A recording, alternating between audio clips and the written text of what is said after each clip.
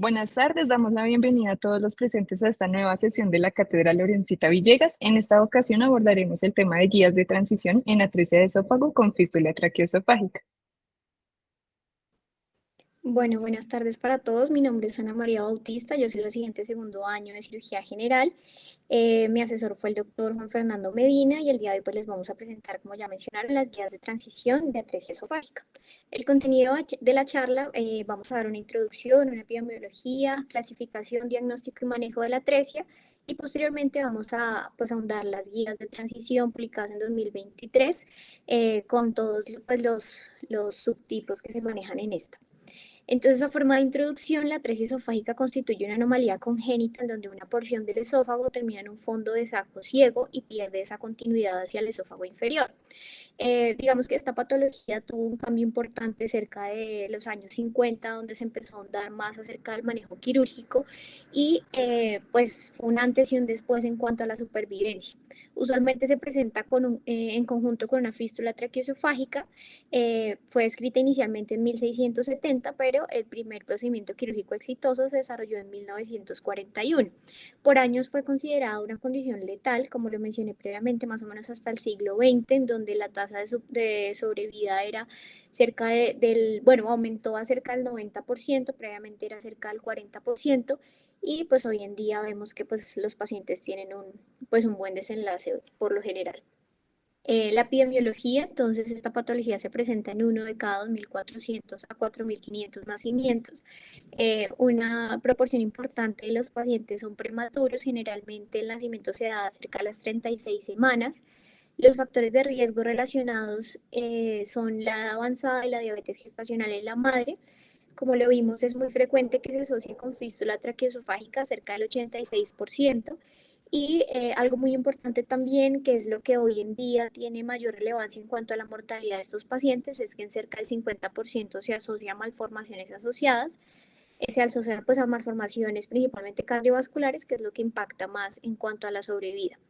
Y pues hoy en día la mortalidad posoperatoria es del 10%. A lo largo de los años se han establecido pues múltiples clasificaciones de la atresia esofágica. Sin embargo, la que tiene mayor utilidad hoy en día es la clasificación de Gross, que la clasifica de tipo A a tipo E. Tipo A, aquella atresia que no presenta o no se asocia a fístula traqueoesofágica; la tipo B, la que se asocia a una fístula traqueoesofágica proximal; la tipo C, que se asocia a una fístula traqueoesofágica distal; la tipo D, tanto proximal como distal; y la tipo E, la que consideran pues que no es una real atresia esofágica porque hay una continuidad del esófago como tal, pero sí se asocia a una fístula. La más frecuente es la tipo C, y algo a tener también a consideración es que usualmente las que tienen, digamos, una mayor limitación técnica para el manejo quirúrgico van a ser las tipo A y las tipo B, porque se van a asociar a una distancia entre los dos bolsones mayor que va a limitar pues lograr una adecuada anastomosis. En cuanto al diagnóstico, lo podemos hacer tanto en la etapa prenatal, a través de la ultrasonografía. Un hallazgo pues que se va a presentar en cerca del 60% de los casos va a ser el polidramnios, y otro signo que podemos encontrar es el signo de la bolsa esofágica, que va a constituir una dilatación del esófago proximal y una ausencia de visualización pues del estómago. La sensibilidad de la ecografía no es muy alta, cerca del 42%. Sin embargo, cuando se asocian estos dos signos, aumenta un poco el valor predictivo positivo hasta el 56%. Sin embargo, lo más frecuente es que el diagnóstico sea en la etapa postnatal, y lo que vamos a ver en estos pacientes va a ser una salivación excesiva. Van a tener dificultad al momento de la alimentación, y lo más frecuente también es que va a haber una falla, una imposibilidad para el paso de la sonda orogástrica, que se va a ver en la radiografía de tórax como que la sonda queda enroscada en el esófago superior. En caso de que pues no sea posible por estos métodos, pues en algunos casos se puede usar la fluoroscopia, donde vamos a ver pues que no hay una continuidad del paso del medio de contraste hacia el estómago. Como les mencioné, algo muy importante que tiene pues relevancia en cuanto a la mortalidad de estos pacientes es que hace parte de la asociación Bacter. dentro de las cuales pues se encuentran las anomalías vertebrales, la atresia anal, los defectos cardíacos, principalmente la transposición de grandes vasos, las anomalías traqueales, la atresia esofágica, que es de lo que estamos hablando el día de hoy, las anomalías renales y malformaciones en las extremidades. Entonces, teniendo en cuenta esto, para el manejo es muy importante que pues usualmente se hace a las 48 horas de vida posterior al estudio de estas otras anomalías que en algunos casos, como en las cardiovasculares, pues van a tener una mayor relevancia y van a requerir un manejo previo a la atresia o pues también en caso de un arco aórtico que se encuentre hacia la izquierda, pues me va a definir hacia la derecha me va a definir o me va a modificar el abordaje quirúrgico. Algo también importante a tener en cuenta en el manejo es que la recomendación es realizar una broncoscopia previa al procedimiento para la identificación de las fístulas y pues no voy a ahondar mucho pues, en detalles acerca del manejo, ya que pues no es el objetivo de la charla, pero pues el abordaje se hace a través de una toracotomía posterolateral derecha se hace pues la identificación de la fístula, se liga la fístula, la identificación de los cabos y posteriormente pues se hace la anastomosis terminal. Otra opción de manejo es el abordaje por toracoscopia. Los estudios pues, no han evidenciado diferencias en cuanto a la tasa de estenosis, de fuga y de mortalidad. La parte positiva es que permite una mayor visibilidad, se asocia pues, como todos los procedimientos mínimamente invasivos con menor dolor postoperatorio, menor estancia. Sin embargo, pues requiere un mayor tiempo quirúrgico, pues unas habilidades previas del cirujano y tiene una alta tasa de conversión a cirugía abierta, cercana al 32%. En cuanto al pronóstico, pues como ya lo mencioné, fue un antes y un después en los últimos 50 años después del abordaje quirúrgico, del éxito del abordaje quirúrgico. Hoy en día las tasas de sobrevida son cercanas al 85 al 90%, y pues se han establecido una serie de escalas que también teniendo en cuenta las condiciones propias del paciente, pues van a definir si esa tasa de sobrevida se puede ver modificada. Entonces, una de esas escalas es la escala de Watterson, que me lo divide en A, B1, B2, C1 y C2. Dependiendo del peso, dependiendo si se asocia a complicaciones respiratorias o a malformaciones congénitas asociadas, pues vemos que esa tasa de sobrevida puede incluso disminuir hasta el 41%, a pesar de que, pues digamos que el procedimiento sea exitoso. Y también algo muy importante es que esta patología pues se asocia a una serie de complicaciones que pueden ser cercanas al 49% en el primer año y el 54% después del primer año. Entonces vemos que pues un porcentaje bastante importante o que la morbilidad de esta patología a largo plazo pues es bien alta. Los factores de riesgo que se asocian a esas complicaciones van a ser los partos gemelares, los pacientes que van a requerir intubación antes del procedimiento quirúrgico por alguna otra causa, el desarrollo de fuga anastomótica, pacientes con bajo peso, menor de 2.500 gramos, o que después del primer mes del posoperatorio no hayan logrado alimentarse adecuadamente. Y algo también muy importante es que esas complicaciones pueden ser tempranas, que se van a asociar principalmente a complicaciones del procedimiento quirúrgico, como son las fugas o la estenosis de la anastomosis, o pueden ser tardías, como ya lo andaremos ahorita que hablemos de la guía, y pueden comprometer tanto el sistema respiratorio como gastrointestinal, la parte laringotraqueal, o también pues implicaciones nutricionales y psicológicas en los pacientes. Entonces, ¿por qué desarrollar unas guías de transición? Porque es importante que las conozcamos y pues que se implementen. Primero, porque como vimos, no es una patología que se limita a una complicación o a un procedimiento quirúrgico en la etapa neonatal, sino que tiene unas complicaciones tardías que pueden afectar pues básicamente toda la vida del paciente. Y pues como en el manejo inicial está dado por los cirujanos pediatras, gastroenterólogos pediatras, pues es importante que se dé esa continuidad en el seguimiento de forma multidisciplinaria y pues los cirujanos generales y los demás especialistas conozcamos pues cuáles pueden ser esas posibles complicaciones y cómo abordar adecuadamente los pacientes. Entonces, en el 2023, la revista de Nature Reviews se publicó esta, esta guía, que pues son las guías de transición de los pacientes con atresia esofágica. La forma como ellos lo abordaron es pues de forma multidisciplinar y lo dividieron en cuanto al compromiso o establecieron bueno, y se reunieron desde el 2019 un grupo de expertos, tanto gastroenterólogos, cirujanos, otorrinolaringólogos, nutricionistas y psicólogos, plantearon una serie de preguntas. En total la guía tuvo 42 preguntas y a partir de allí hicieron la revisión bibliográfica y pues plantearon la respuesta a cada una de estas preguntas. Quisimos, pues, para que no fuera tan tediosa la charla, pues no ahondar específicamente en cada una de las preguntas, sino que lo vamos a abordar teniendo en cuenta cada sistema y pues lo más relevante de las recomendaciones. Entonces, en primer lugar, en la parte gastrointestinal, ¿cuáles son esos síntomas digestivos más comunes que vamos a encontrar en estos pacientes que nos lleguen en la etapa ya adulta? Entonces, uno de los síntomas más frecuentes es el reflujo, la enfermedad por reflujo gastroesofágico, y esto porque pues a raíz del procedimiento quirúrgico los pacientes tienen una alteración en la contractibilidad y en la funcionalidad normal del esófago. Sin embargo, algo muy importante es que como es una patología congénita, pues muchas veces es subvalorada porque los pacientes toda su vida han vivido con un grado variable de reflujo, entonces no lo ven como algo anormal. Sin embargo, pues a pesar de que en general de la atresia esofágica en adultos no hay muchos estudios, los pocos estudios que han comparado, le han hecho un seguimiento a los pacientes con atresia esofágica comparado con pacientes que no tienen ese antecedente, han evidenciado que la prevalencia es del 34% versus el 8%. Entonces, sí es bien significativo pues la presencia de estos síntomas.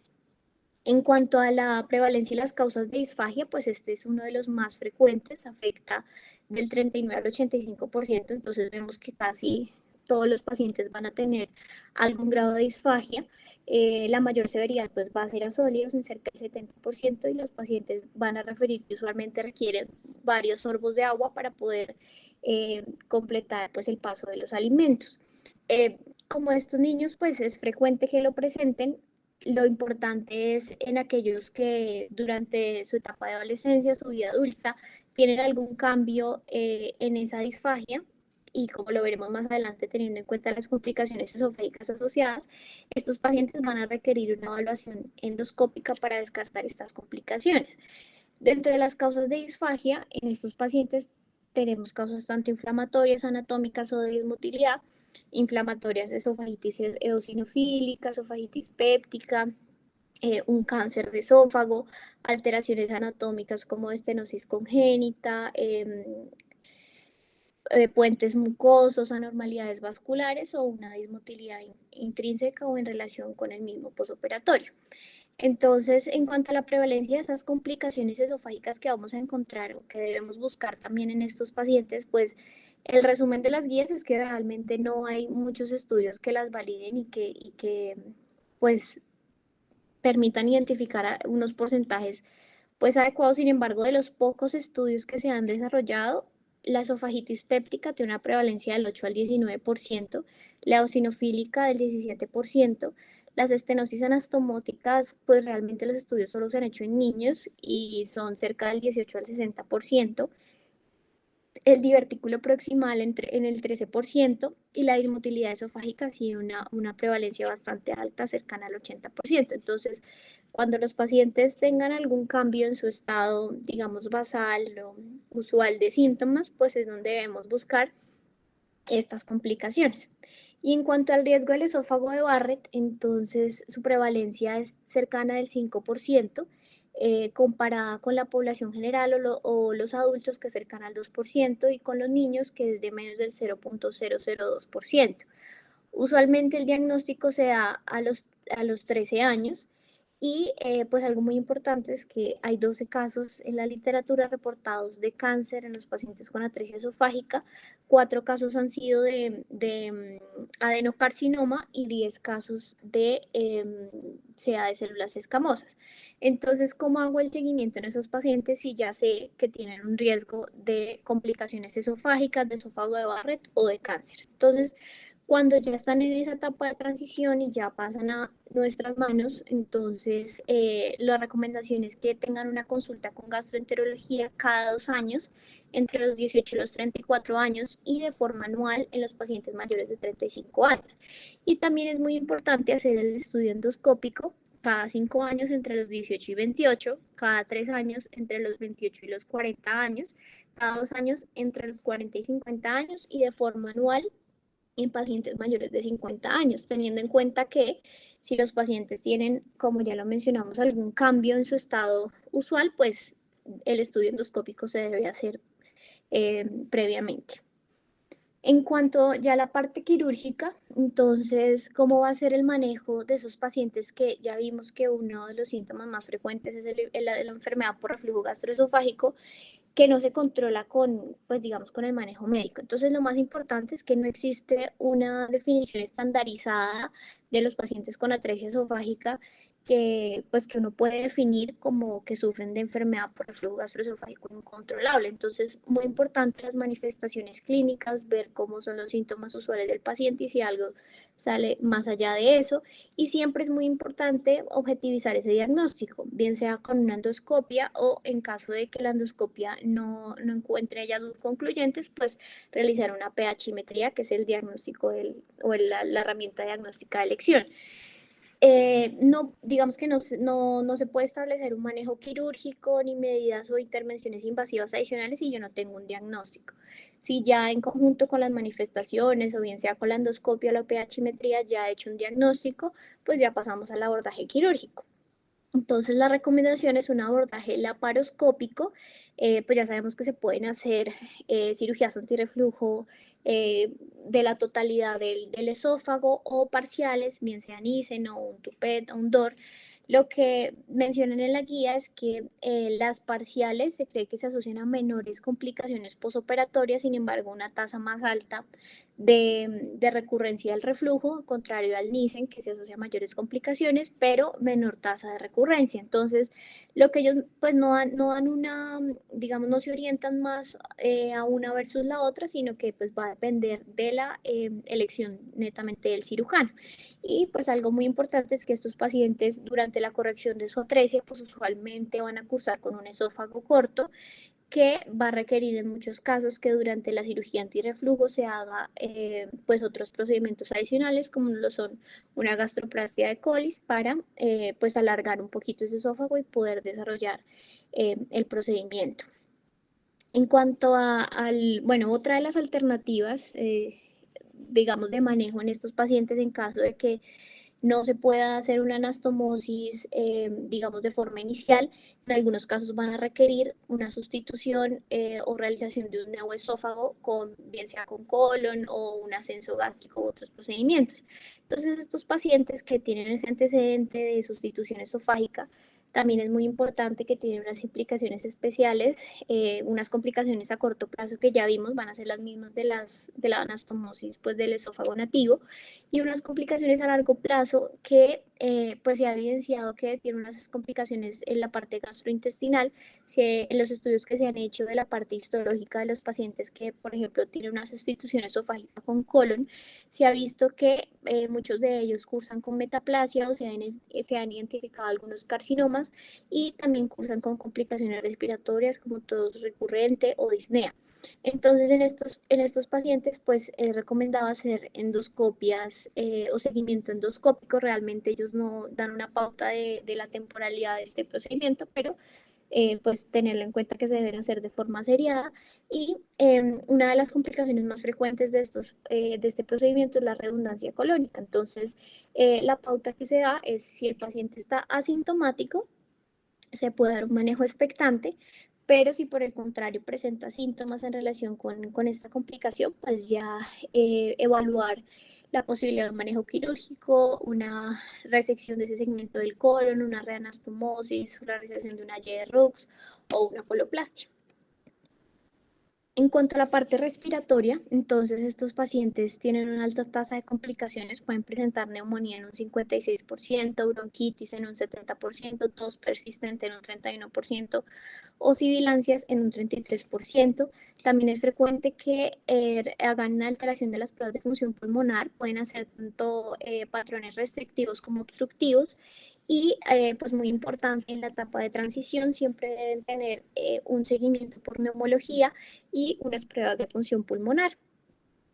También durante el seguimiento debemos solicitar de forma anual radiografía de tórax para pues descartar estas complicaciones. Esto en los pacientes que están, digamos, estables y no tienen ninguna exacerbación de sus síntomas respiratorios. Pero en aquellos pacientes que tienen un deterioro de su parte respiratoria, que tienen sibilancias, que tienen tos crónica, que hacen episodios recurrentes de bronquitis o de neumonía, pues debemos ya entrar a evaluar las posibles complicaciones. Entonces debemos evaluar la posibilidad de una aspiración, considerar bronquiectasias o descartar también una traqueomalacia. Entonces, para evaluar la parte o descartar la broncoaspiración, pues se deben descartar pues también que curse con un reflujo o que esté en relación con el reflujo gastroesofágico, con una fístula traqueoesofágica recurrente, con dismotilidad esofágica. Y pues también para evaluar bronquiectasias podemos solicitar tomografía de tórax, esto lo vamos a hablar un poquito más adelante, o descartar también traqueomalacia. Entonces ya si el paciente tiene su estado o no tiene ninguna exacerbación de la parte respiratoria, lo hacemos anual, pero si tiene algún déficit, pues vamos a empezar a buscar pues la causa.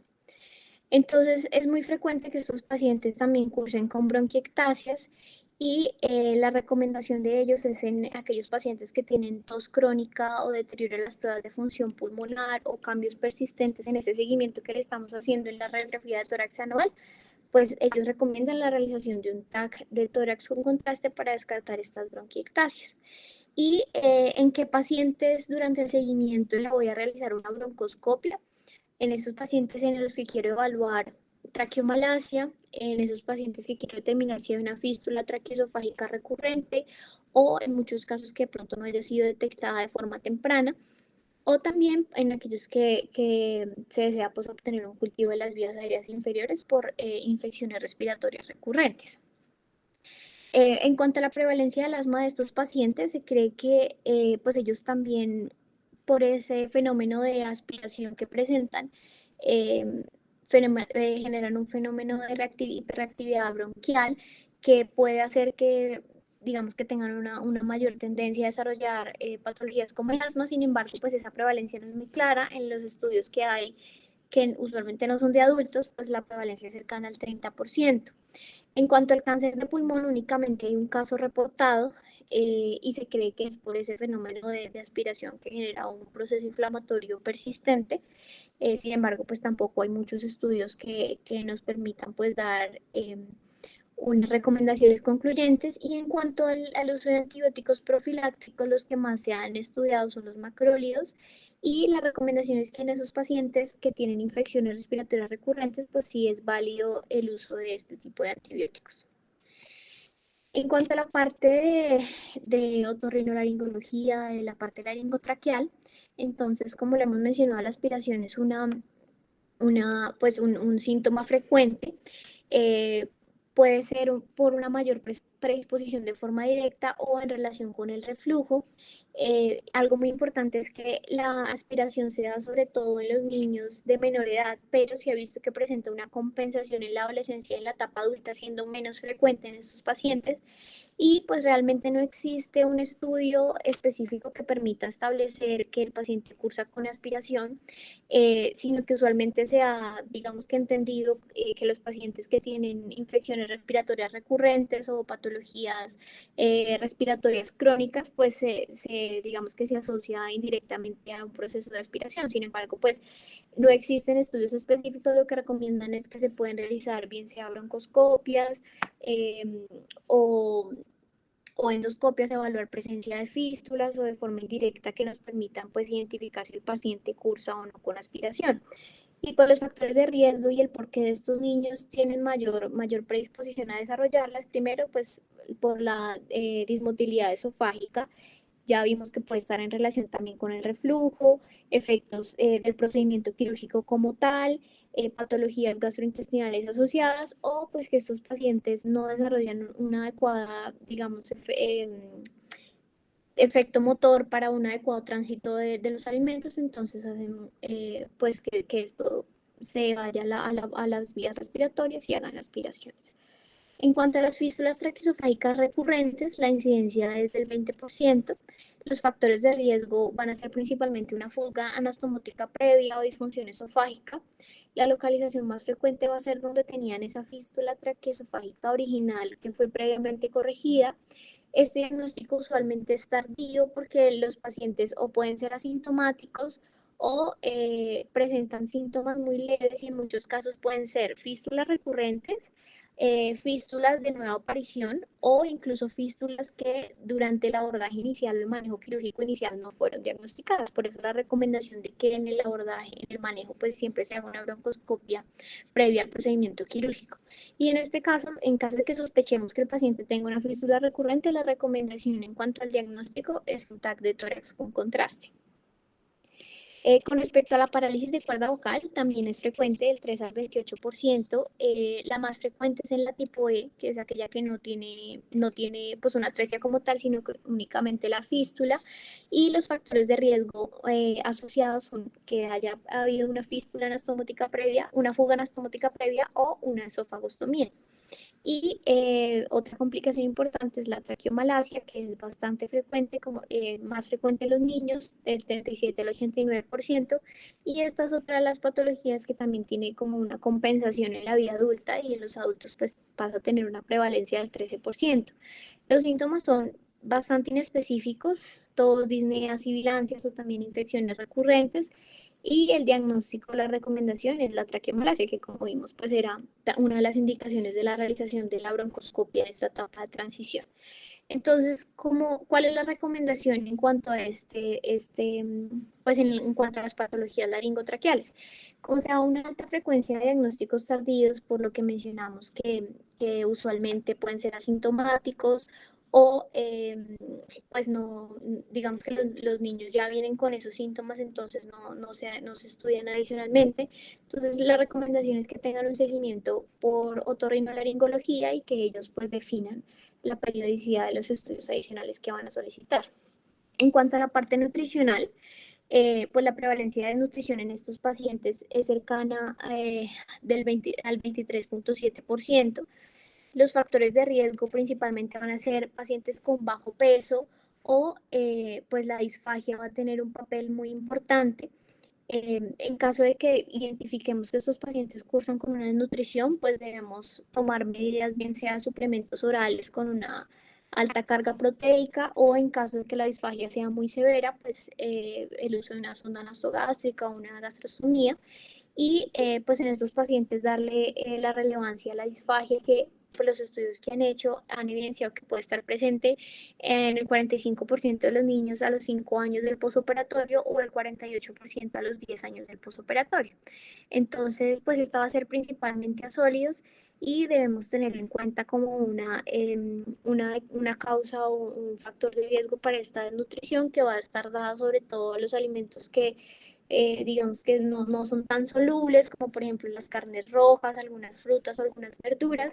Entonces estos pacientes van a tener déficits nutricionales de ácido fólico, de hierro, de vitamina B12, vitamina A, vitamina C, que es lo que nos debemos enfocar pues para hacer la reposición nutricional. Y la recomendación en esta etapa de transición es hacer un seguimiento clínico anual por el nutricionista para pues hacer los ajustes que sean necesarios. Y finalmente, en cuanto a la calidad de vida, pues es muy importante que estos pacientes pues llevan con esta patología desde el nacimiento, tienen una carga emocional importante, los ha venido siguiendo siempre el mismo cirujano, el mismo gastroenterólogo pediatra y, y pues están en una etapa entre la adolescencia y la adultez, pues que tiene también una alta carga psicológica, social, entonces pues debemos considerar siempre esas necesidades psicológicas tanto del paciente como de su familia La recomendación es siempre hacer una evaluación de la calidad de vida antes de que hagan la transferencia de esos pacientes y pues siempre hacer una preparación para la transición, darle al paciente las herramientas para que ya en esa etapa de su vida tenga la posibilidad en la toma de decisiones y pues una conciencia pues de su enfermedad y de las posibles complicaciones y lo que pues va a venir más adelante. En cuanto a las conclusiones, entonces, pues esta es una patología con una amplia variedad de complicaciones, como lo vimos, tanto tempranas, pero sobre todo tardías, que es importante que se identifiquen tempranamente. Requiere un manejo multidisciplinar para lograr un abordaje integral de los pacientes. Y pues es muy importante el conocimiento y la difusión de estas guías, pues con el fin de propender un mejor manejo de estos pacientes, porque realmente pues muchas veces llegan a la etapa adulta y nos quedamos en que es una patología que pues es básicamente o le corresponde o tiene relevancia en cuanto al manejo quirúrgico neonatal, pero pues como vemos no es así, tiene muchas complicaciones y muchas implicaciones en el contexto general de la vida de los pacientes, entonces pues es importante que tengamos en cuenta. Muchas gracias. Agradecemos a Ana María por su excelente presentación. A continuación abrimos espacio para preguntas.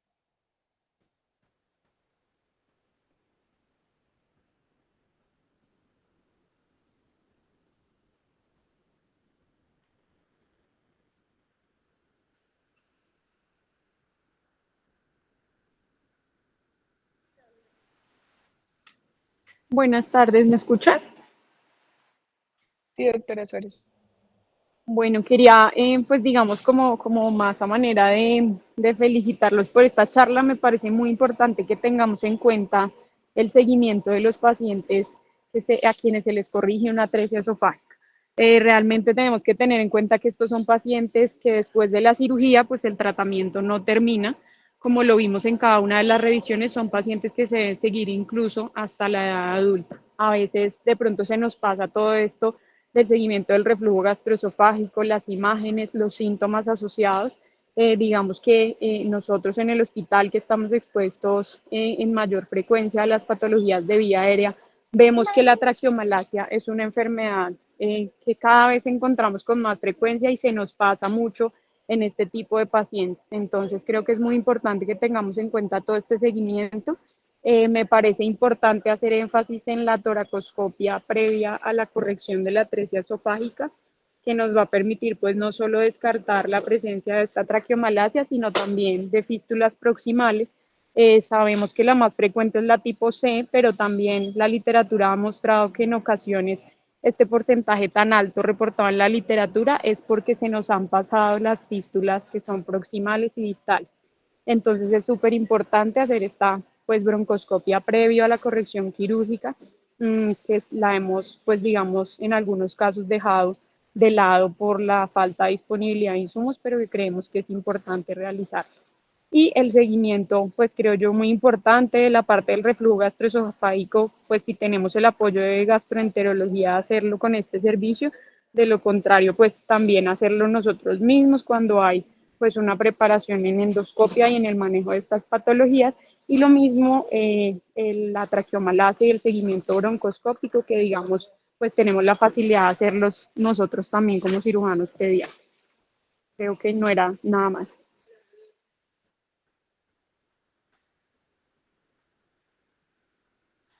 Gracias, doctora.